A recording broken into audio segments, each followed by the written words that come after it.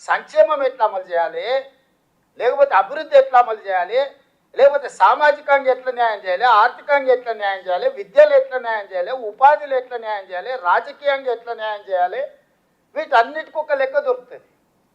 ఆ లెక్క మీరు అడగడానికి ఉంటుంది.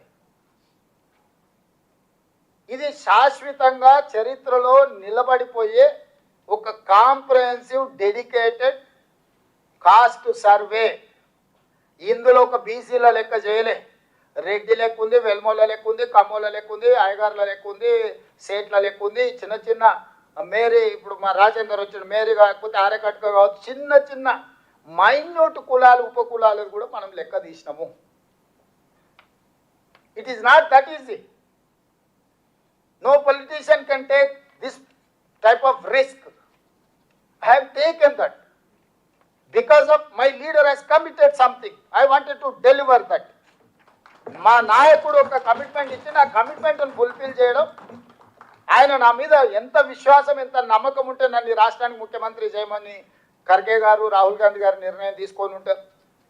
100% నా మీద విశ్వాసం నమ్మకం పెట్టినరు ఖర్గే గారు రాహుల్ గాంధీ గారు. అంటే ఈరోజు దాన్ని నిలబెట్టుకునే బాధ్యత నా మీద ఉన్నది. అందుకే ఈరోజు లాభ నష్టాలను బేరీజు వేయకుండా, రాజకీయ ఒత్తిళ్లను లెక్క చేయకుండా ఈరోజు ఈ లెక్కలన్నిటిని కూడా నేను పక్కగా తీసిన మిత్రులారా. ఇది క్యాజువల్గా జరగలే. ఎన్నో రివ్యూస్ మీటింగ్స్, ఎన్నో ఇన్స్ట్రక్షన్స్, ఎన్నో ఫాలోఅప్లు చేసి ప్రతి కలెక్టర్తో నేను మాట్లాడిన, కలెక్టర్స్ కాన్ఫరెన్స్ చేసిన, కలెక్టర్లను ఇక్కడికి పిలిచి కలెక్టర్స్తో కంప్లీట్గా ఇంటరాక్ట్ చేసిన, అన్ని కలెక్టర్లను ఎట్లా చేయాలనేది అందరు ఆఫీసర్లు నేను పర్సనల్గా సెక్రటేరియట్ పిలిచి గంటల కొద్దీ కూర్చోబెట్టి వాళ్ళందరికీ సూచనలు ఇచ్చి ఎక్కడ కూడా మిస్టేక్ జరిగితే అసలు ప్రభుత్వం ఎవరిని స్పేర్ చేయదు, ఎవరిని క్షమించదు అని చెప్పి వాళ్ళందరిని కూడా ఒక క్రమశిక్షణతో కూడుకున్న కార్యాచరణతో ఈరోజు ఈ లెక్కలు తేల్చినాము. ఈ 16 నుంచి 28 వరకు కూడా రెండో విడత ఎవరైతే నమోదు చేయించుకోలేదో వాళ్ళ లెక్కలు వచ్చిన తర్వాత దీనికి చట్టబద్ధత కల్పించడానికి మనం పూర్తిగా నిర్ణయం తీసుకున్నాము. That is final document.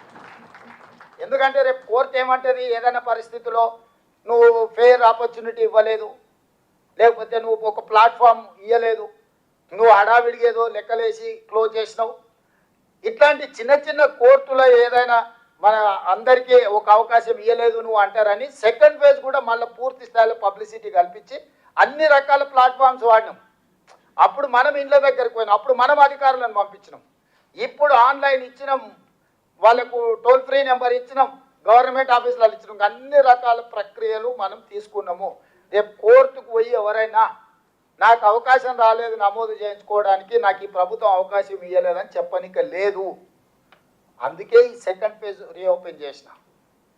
వాళ్ళంటారు ఇది తప్పు లెక్క కాబట్టి అందుకే సెకండ్ ఫేజ్. అరే పిచ్చోడా, చేసిన లెక్క 100% కరెక్ట్.